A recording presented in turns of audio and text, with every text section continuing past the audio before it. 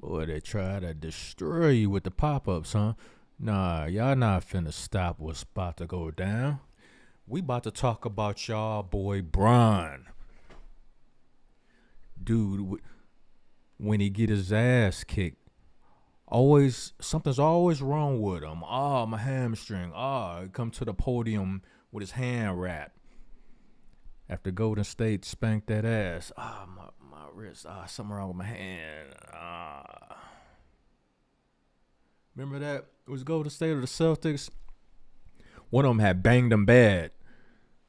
And this fool come to the podium with his hand wrapped up in something. Holding it like this. That was a deflection mechanism. Because you look at him in an all-star game, running up and down the court, dunking on dudes, like it's nothing. Then come out the gate and second half of play, my ankle's sore. Can't play against anybody. Then he wanted to pick and choose to play against the Spurs. It was like 4 or 5 days later, something like that. But he didn't want to play against a contender. No, I can't. My ankle's on my ankle. Last night they couldn't stop. They couldn't do nothing with De'Aaron Fox. Nothing. So of course, something wrong with Bron. Is he injured? Got to go back to the locker room. Every time the going gets tough, LeBron gets going. Whether it's to the locker room or going to another team, he's going somewhere. He's going to run from that smoke. That's what he does. That's what he's been doing his whole career. In his past time, he put up 30 plus last night. He put up 30 plus. But somebody has to say it. Somebody has to be brave enough to say it. Dude, all you doing is stat padding. That's all you doing. You know you no longer have it in you to carry a team to an NBA Finals championship. It's been over 20 years. You got 4 rings, and you're pretty much done. You're done. That's why this dude is scouting out his next team right now, creating all this backhanded back talk. Darvin Ham draws up a play. This dude like, man, forget that. We're gonna do this. We're gonna do something else. I mean, do you want to coach the team? Because it's like, the Lakers keep firing coaches because of this dude. So why not let him coach the team then? If they just going to run plays that LeBron likes to run, let LeBron coach the damn team. And let's see what happens then. Because I'm starting to see that, if he can run a play or scratch a play anytime he feels like it, he's basically usurping Darvin Ham's leadership and power anyway. So if that's the case, LeBron, since you know everything, since you think being the key word, since you think you the GOAT, and you running shit, why don't you be the coach then? Because when people bring it to you that you try to act like the GM, you shy away from that. It ain't not my responsibility. Since you think you the GOAT and you running shit, why don't you be the coach then? Because when people bring it to you that you try to act like the GM, you shy away from that. It ain't not my responsibility. No, I did my job. What's the stat line say? I had 25 points. 10 rebounds and 8 assists. What else can I do? We running plays the coach called, which is a lie. Now we know it's a lie. We know for a fact it's a lie now. You don't pay attention to anything your coach say, man. You could care less. But he said what? We're gonna run what? No. So let's check this out for a minute. Lakers embarrassed by Kings after a fast start, falling in vital matchup. See, it's starting to get down to crunch time. See, this is the home stretch right here. We're approaching the playoffs. And this is where your boy LeBron James, a.k.a. Balco Bobby, is where he's going to get tight like he always do. and then come up with these mysterious injuries. Like, oh man, I'm sore and I got ingrown toenail and my shag not growing right. My neck is sore because of it, so I gotta go to the locker room and shampoo it. Anyway, let's check this out. After an opening 10 minutes in which they looked as good as they had all season, the Lakers played a woeful 38 minutes and lost to the Kings 130 to 120. And that's something else. Do they even try to play defense anymore? I mean, just a little bit? Now, one quick question. How many offensive fouls was called in this game? Or any NBA game in this modern NBA? Very few, if any. Because they don't know what defense is. The defense, I'm not busting my ass on offense and defense. No, I want to score on offense to make myself look great. And on defense, I'll just stand around and wait to get the rebound. Of which a lot of them don't even block out to get it. They just hope it caroms off the rim and, they can get a run out some kind of way. But it's just a mess right now. And LeBron is the leader of this new school way of thinking. Mr. Victim mentality himself. Everything is everybody else's fault. Anyway, I'm going on a tangent. The Lakers led by as many as 19 points in the first period, but gave up an enormous run that saw them trail by double digits by halftime. The woes continued into the second half, and despite a couple of fake comebacks, the Lakers never made it much of a game. So basically, Lakers closing it to 10 was basically the Kings getting tired of whooping that ass. That's what it sounds like to me. That's what it sounds like to me. What y'all think? What was y'all take on last night's game? Because I've seen plenty of games like that where one team is just dragging the other team up and down the court at will, at the point in time in the game when they actually care. Then towards late in the third and then the fourth quarter, they start putting it on cruise control. Like, we'll let y'all hit some shots and let y'all think y'all coming back, but in the end, we gonna bust that ass. So, have fun with it. You still gonna lose.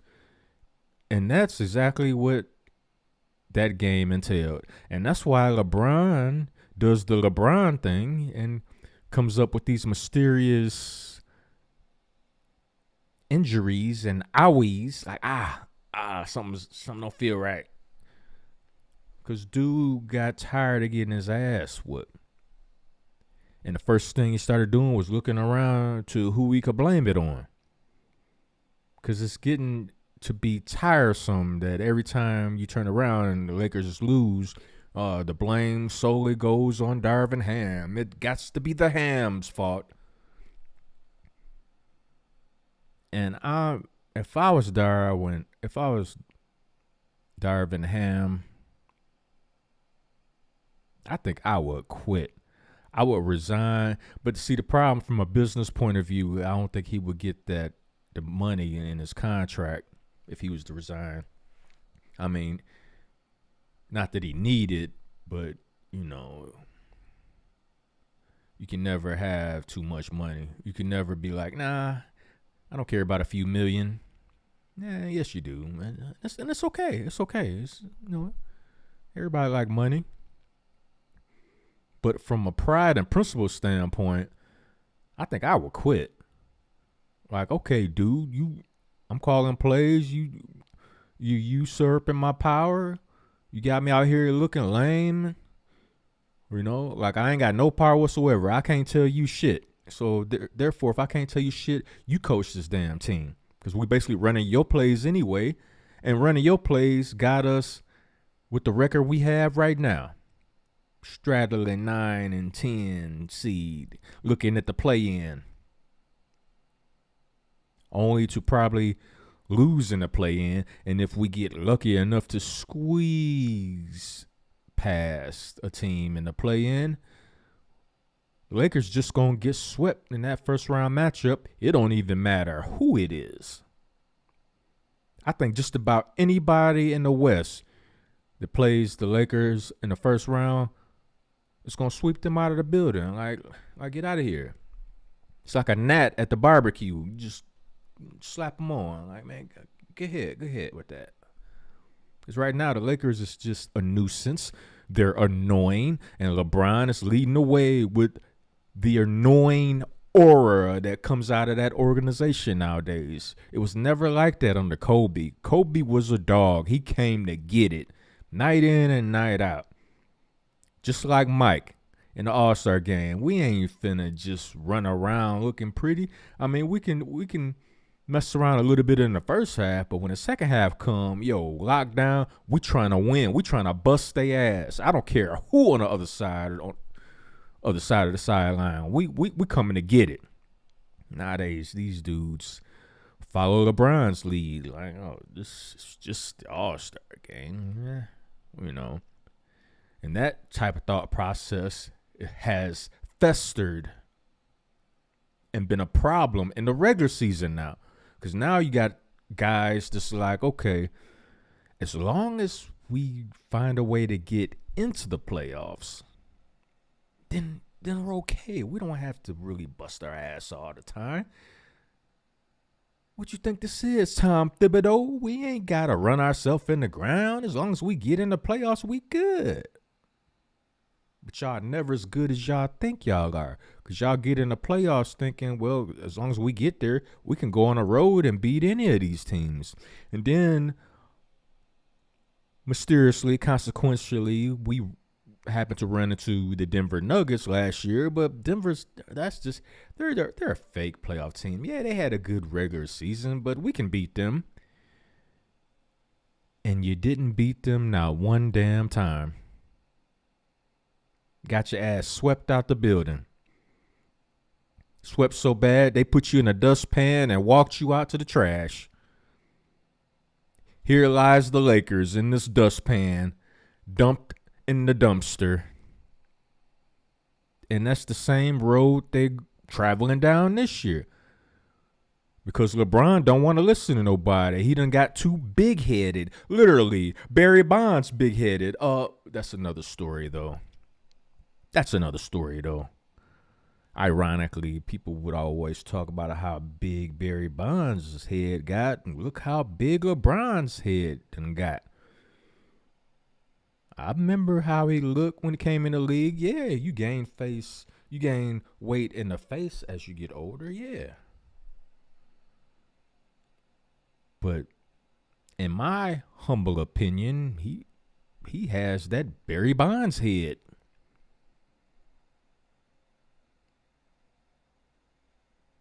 Which is ironic. Very ironic, huh? Balco Bobby. Anyway. Foul trouble saw Anthony Davis sitting for an extended period in the first half, which made him have a slow start offensively. The foul trouble continued into the second half, leading to AD having a rough game with 14 points, 11 rebounds, and 3 assists. Raul Hachimura chipped in with 29 points.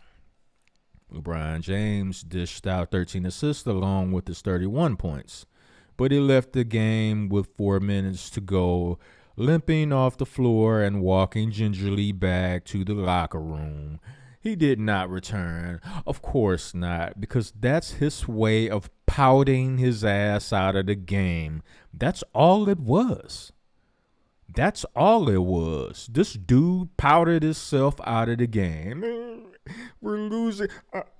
I can't play no more. He did the Martin thing. Remember when Martin was playing the women's Olympic basketball team in a 3-on-3? You know how they was talking trash, like they was gonna beat the women, like, yeah, we got y'all, this and that.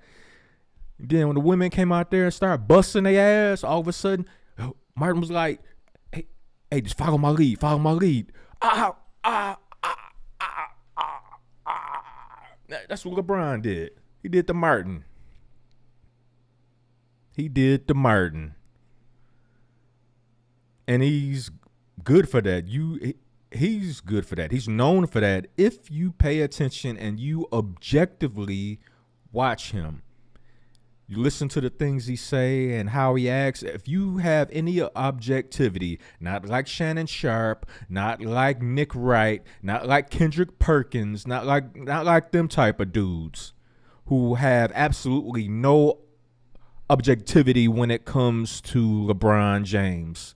None whatsoever. You mention his name and they pulling out the grapefruit spoon and serving themselves up some of LeBron's toe jam. They got to eat his toe jam. That's how much they worship this dude. And it's pathetic because doing that, you blind yourself to the reality of what's really going on with this dude. He does not care anymore. He's strictly out there to pad his stats and climb the list of highest scorer because he can't catch the GOAT, Michael Jordan, as far as winning championships is concerned. Not only winning championships, but being the finals MVP. Ironically, winning Defensive Player of the Year in the same year. See, he knows he's at the age he can't do that. He's not going to be able to do that anymore. So what's left? Pad the stats as long as he can. And that's why he's ignoring what Kevin Garnett said. Don't want to draw attention to that.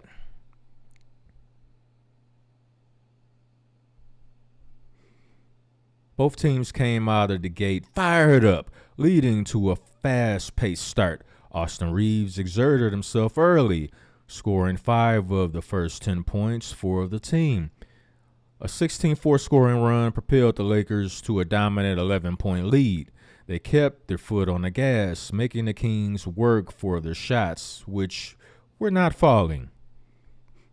The lead peaked at 19 for the Lakers, but the pace of the game was starting to slow down. That helped the Kings find some consistent offense, leading to a 10-0 run to bring the deficit to 9 to an end the first.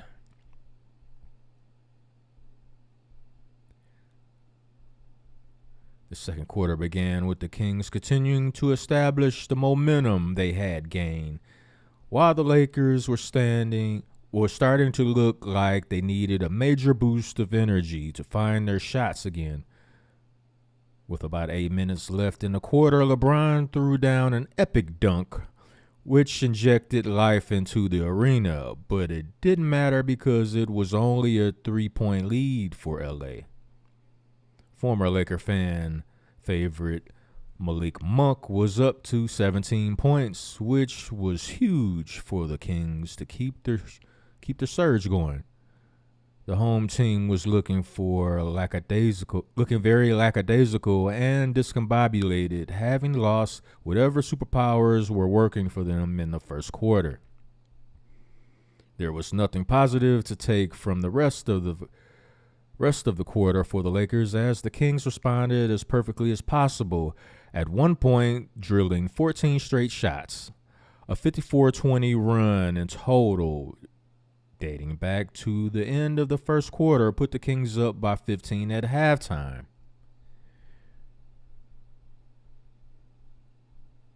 The third saw the Kings continuing to have their feet on the necks of the purple and gold to extend the lead to 19. Much of what we've seen during this season was showing tonight. The Lakers seemed to lose care when they gained the lead, which results in the opposing team gaining their confidence back. A sudden surge to cut the Kings' lead to 12 at the end of the quarter gave the Lakers the smallest amount of life, small like a piece of rice. We all knew this was the start of an infamous fake comeback. Lakers are known for that. In the LeBron era, The Kings pushed their lead up to 17 to begin the fourth. The fake comeback was beginning to fade like a tale as old as time. But the Lakers decided that they had one more fake comeback in them, led by the efforts of Raul and Lebron. I can never pronounce dude's name. They slowly cut the deficit to 12. The clock continued to go, but the Lakers just didn't have enough to make one of these fake comebacks work. Finally, on a night where they started so fast it ended with a loss they couldn't afford to suffer. The bottom line is this. At this point in his career, in my personal opinion, LeBron is wasting everybody's time. He's just out there to pad stats. That's it. In his mind, nothing is and will ever be his fault.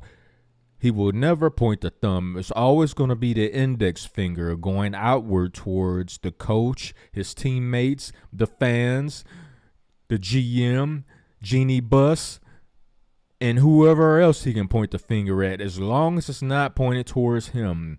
He only cares about himself, and he will be the destruction of the legendary franchise known as the Los Angeles Lakers. If they don't come to their senses soon, they're going to be in big trouble because he's not staying there. Yeah, he's talking about signing another contract, this and that, and I'm willing to bet Jeannie Buss is having second thoughts from the overall business view side of things, but she might be like, you know what, we don't have any other choice. We're going to have to buy down to this dude because if he leaves, the overall value of the franchise is going to take a hit for the next couple years until we can draft another blue chipper. But that's really what you're going to have to do, Jeannie. That's the direction you're going to have to go in. You're going to have to start over eventually because you can't trust this dude. This dude is a snake. And if anything outside of LA looks remotely enticing to him, he will be gone. He will opt out and leave you high and dry, and you will get absolutely nothing for him. And you will be in NBA hell, purgatory, stuck in the middle, not bad enough to get a number one draft pick, blue chipper, to be the cornerstone of your franchise going forward, and not good enough to win the NBA championship. You're going to be stuck in the middle. Like my Chicago Bulls, stuck in the middle, can't go anywhere. That is the last place you want to be in the NBA. Just stuck running on a treadmill, going nowhere. Trade LeBron now. First of all, LeBron should retire, but he seems to be too stubborn to do that. So Jeannie Buss is up to you. Trade him now or destroy your franchise. It's your choice.